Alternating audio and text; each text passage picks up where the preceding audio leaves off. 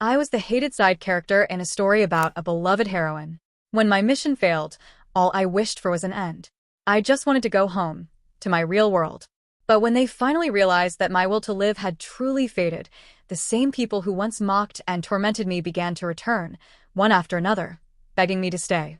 They pleaded for me not to die, not to leave them behind. But I was already finished with them. My assignment had been simple in theory: save the devoted second male lead from his doomed fate. I was supposed to stop him from taking his life over the heroine's indifference. Instead, I watched him walk out of our engagement party the moment she called. When the crowd had scattered, I went alone to the rooftop terrace of Vaughan Tower. The city lights blurred below, and I asked the system in my head again, just to be sure. If this body dies, I can finally go home, right? A cold, mechanical voice answered, yes. That was all I needed to hear. I started walking toward the railing, the wind tugging at my dress. I'd barely taken 2 steps when a mocking voice cut through the night. I turned, and there he was. Leo Sterling, my adoptive brother. Not by blood, of course. I'd found him in an alley when he was 7 and taken him home. We were inseparable once, until he was 14, and his wealthy biological parents came to claim him. The next time I saw him, he was already one of the heroine Sarah Roswell's most devoted followers. The years I'd spent working 3 jobs to pay for his schooling had been reduced to nothing more than a brief flicker of gratitude when we reunited. That didn't last long. Once he heard the rumors that I was a jealous, spiteful woman obsessed with Sarah, he started treating me like a disease. Tonight had been no different. During my engagement party with Joey Vaughn, news broke that Sarah had been kidnapped. The hall emptied in an instant. My fiancé was the first to leave. Before he walked out, he grabbed my wrist, his eyes dark and accusing. "This better not be your doing," he hissed, then left without a second glance. That was the 100th time.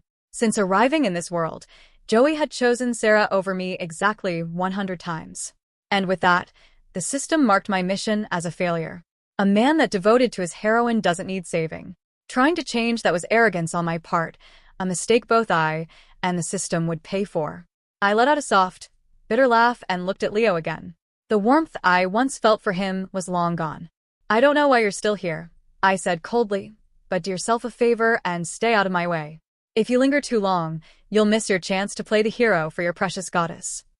After all, Sarah's so-called kidnapping was nothing but a staged performance, a carefully planned stunt by her family to destroy my wedding. Once everyone had rushed to save her, she would make her grand, miraculous return. Leo flinched, probably taken aback by the cold edge in my voice. He opened his mouth, but I had already turned my back on him. My mission had failed. There was no reason for me to linger in this world any longer. The only small mercy was that the system had noted my relentless efforts and granted me an exemption from punishment.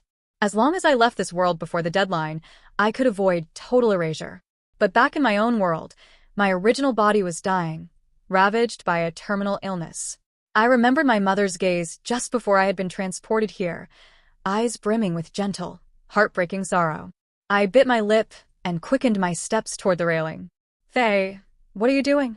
Leo's voice, usually sharp and dismissive, now carried urgent fear as he saw me inching closer to the edge. He was right behind me. "What is this stunt? You know pretending to die won't sway Joey. And after everything you've done, even if you jumped right now, you'd never compare to Sarah. You." His words caught in his throat.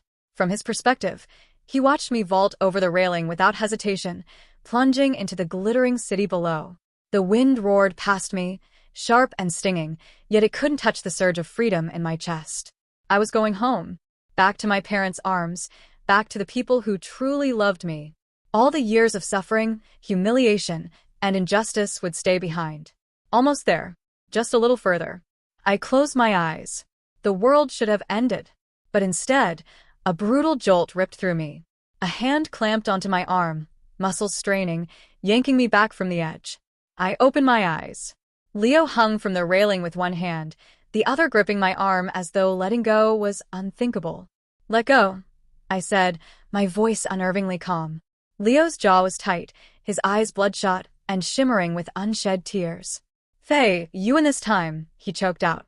"You put on a convincing act, but it won't change anything. Joey, he..." "Let go," I yelled, refusing to hear that name again. I thrashed violently, desperate to free myself.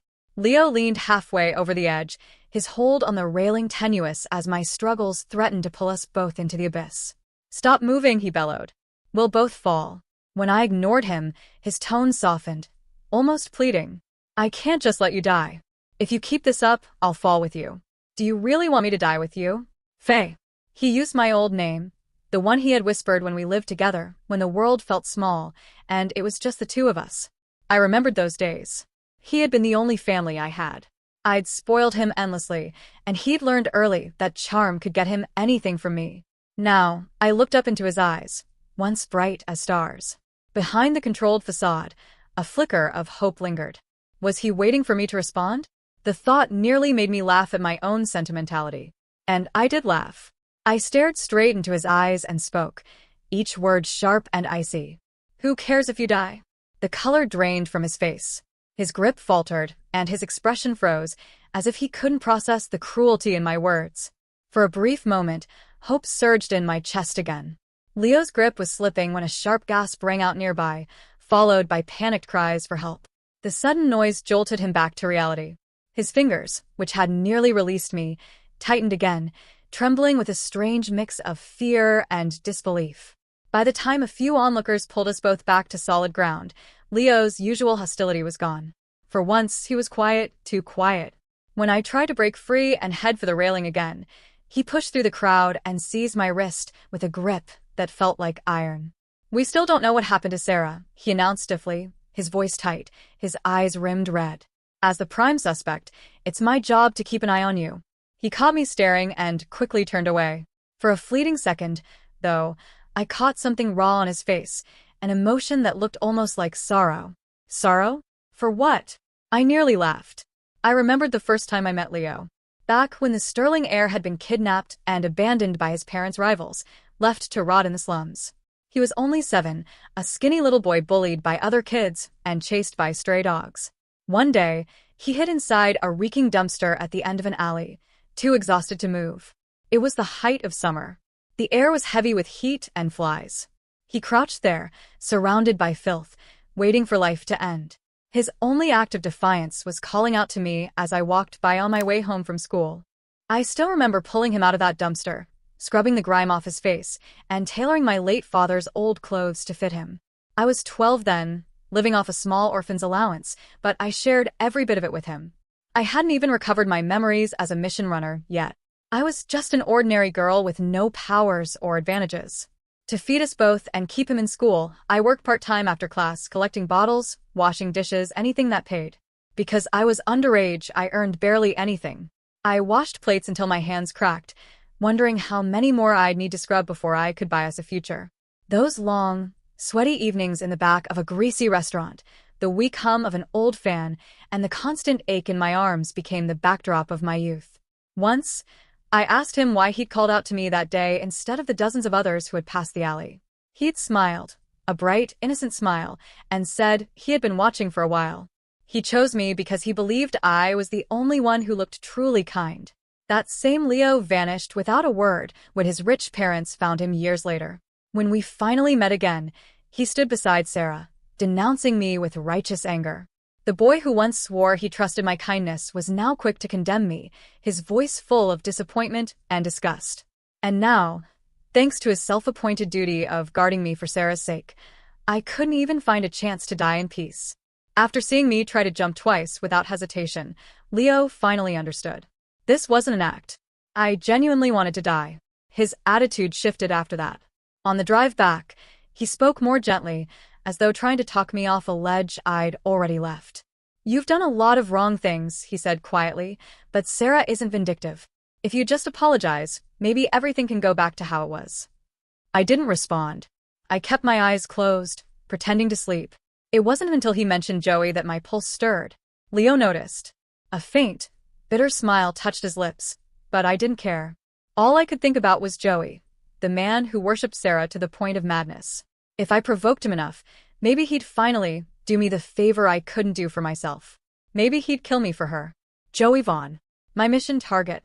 In the novel, he was the tragic second male lead, wealthy, brilliant, and utterly devoted to the heroine. His childhood had been a wasteland of neglect and emotional abuse. Sarah Roswell had been the first light in his darkness, the one person who made him believe life could be kind. Even after he became a powerful tycoon who could move markets with a single word, that devotion never wavered. He built empires, but all for her. And when the story reached its end, after ensuring her happiness with another man, he walked into the sea and never returned. That was the fate I was sent to change. My mission began in high school, the moment Sarah transferred to our class and I awakened as a mission runner. By then, Joey had already fallen for her at first sight, enchanted by the way she shielded a stray kitten from the rain. But his love wasn't loud or desperate. It was quiet, enduring.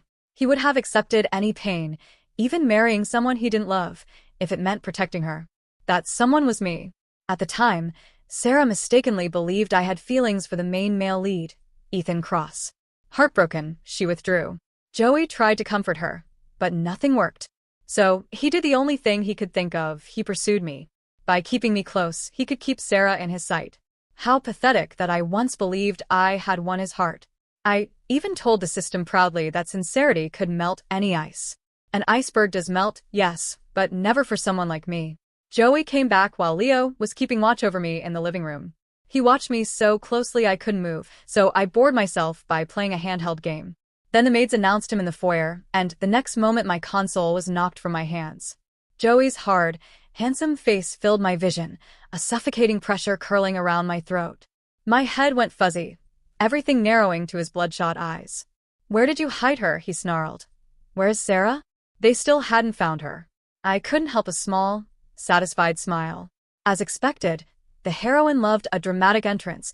She always made sure the audience waited. My smile must have provoked him, because his grip tightened. Perfect, I thought, silently thrilled. Strangle me, and not only will I get to go home, but you'll end up rotting behind bars. Suddenly, there was a roar beside me, Leo lunging forward and throwing a punch at Joey's face. Joey sidestepped, and the hand at my throat released. I stumbled into a warm, protective hold. It was Leo. He steadied me, pushed me behind him, and for the first time in years, looked at Joey with raw, unmasked fury. "Joey, you nearly killed her," he barked. Joey, who had been staring at his own hands as if unmoored, lifted his head. When his gaze met mine behind Leo, it cooled instantly. "Leo, Faye is my fiancée," he said, voice flat. "This is between us." He started to step past Leo and ordered me, "Come here." I didn't move. Leo, having reached the end of his patience, planted himself between us and protected me more fiercely.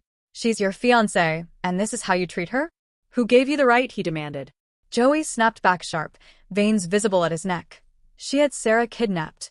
We still don't know if Sarah is alive or dead." Then he tried to shame Leo. "Remember when you first came to the Sterlings? Who welcomed you back, who helped you belong? Sarah did. Don't be ungrateful." Leo fell quiet.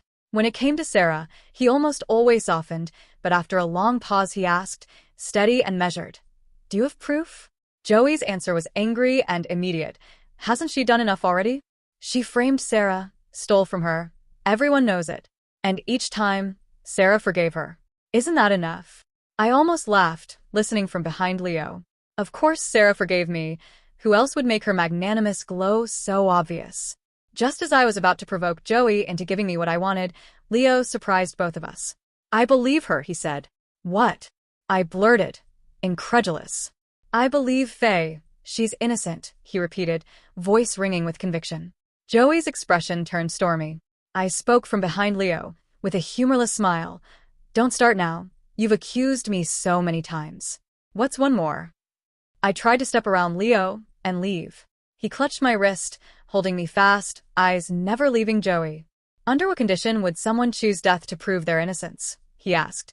"If a person is so constantly misunderstood, so defenseless, that the only way left is a final act, it means they've been wronged over and over.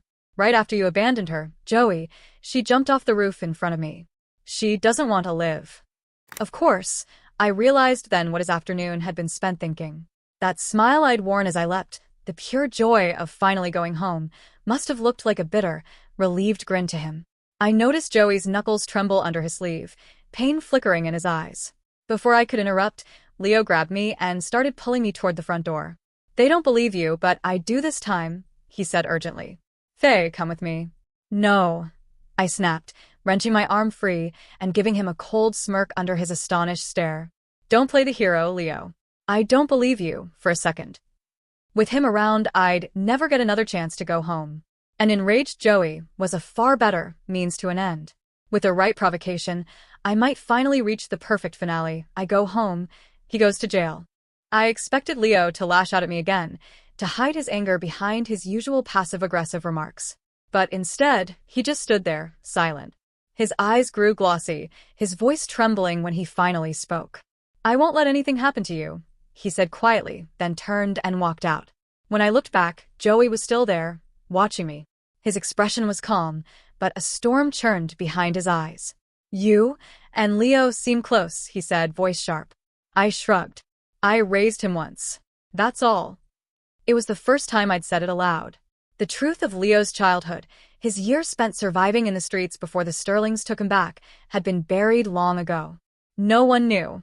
Before I could even blink, Joey shoved me onto the sofa. His hand went to my throat again, but this time, the touch was strangely gentle, his face so close I could feel his breath.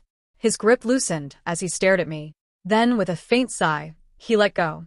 His thumb brushed over the bruises he'd left, almost tenderly. Let's stop fighting, he murmured. Just tell me where Sarah is. Please. For a second, something human flickered in his eyes, that same softness he'd shown when he once knelt to propose. He had told me then, if you behave and stop causing trouble, we can finally be happy. But I already knew he'd only proposed because Sarah wanted him to. He didn't love me. He was keeping me as her replacement. Now, staring at that familiar face, I smiled faintly. Faye, he said gently, hope sparking in his tone. Be good. We can still fix this, as long as you stop hurting Sarah. In your dreams. I cut him off. My voice was ice. Telling you where she is or pretending we can be happy again, both are delusions. If you keep pushing me, I won't hold back, he warned. Then do it, I challenged. If you can't kill me, you're weaker than I thought. He flinched, anger flashing in his eyes, but before anything else could happen, everything went dark. When I opened my eyes again, I was half-conscious, my body weak and my mind foggy. I felt something warm touch my cheek, then the soft brush of lips. It must be a dream, I thought. Joey had never kissed me unless someone was watching. But the voice I heard next wasn't imagined. It was real, low, and unsteady. Faye, what am I supposed to do with you? I forced my eyes open and found him gazing down at me. For the first time, I saw something raw beneath his usual control. Guilt, regret, pity. Then it all vanished. His face hardened again. Tell me where Sarah is, he said, his tone calm but dangerous. In his hand was a syringe filled with clear liquid. This, he explained with eerie composure, is rare, expensive, and untraceable. 3 minutes of agony, and it looks like a heart attack. I smiled. Joey mistook it for surrender, right until I grabbed his wrist and drove the needle into my own neck. Joey, I whispered, my voice trembling as my vision blurred, I'll tell you a secret. He looked stunned, already shouting for help, clutching me against him. I was good to you because I loved you. I know, he said quickly, voice cracking. I know, just stay awake, please. I leaned against his shoulder, finishing the sentence with a faint smile. I loved you, but you never trusted me. Now, the thought of you makes me sick. I'd rather die than share the same world with you. With what little strength I had left, I pushed him away. His face twisted, shock, pain, confusion, all blending together as I slipped from his arms. Finally, I thought, I can go home. Faye! Faye! The sound of the door bursting open reached me faintly, followed by a familiar voice. Ethan Cross. He rushed in, shouting. We found Sarah. It was her rival family. They were behind everything. What did you say? Joey's voice trembled. But I didn't hear the rest. My soul felt light. My parents' faces appeared before me, smiling gently. I reached for them. And then something yanked me back. When I opened my eyes again, all I saw was white. The sharp scent of antiseptic filled my lungs. A hospital? You're awake? Ethan's voice was calm and kind. He was peeling an apple beside my bed, his usual gentle smile in place. But I only felt disappointment. Why am I still alive? I asked, my tone flat. His hands froze mid-motion. He sighed softly, set the knife down, and tucked the blanket around me. I explained everything to them. Joey's too ashamed to face you now. They all know they were wrong. Don't dwell on it, he said quietly. You still have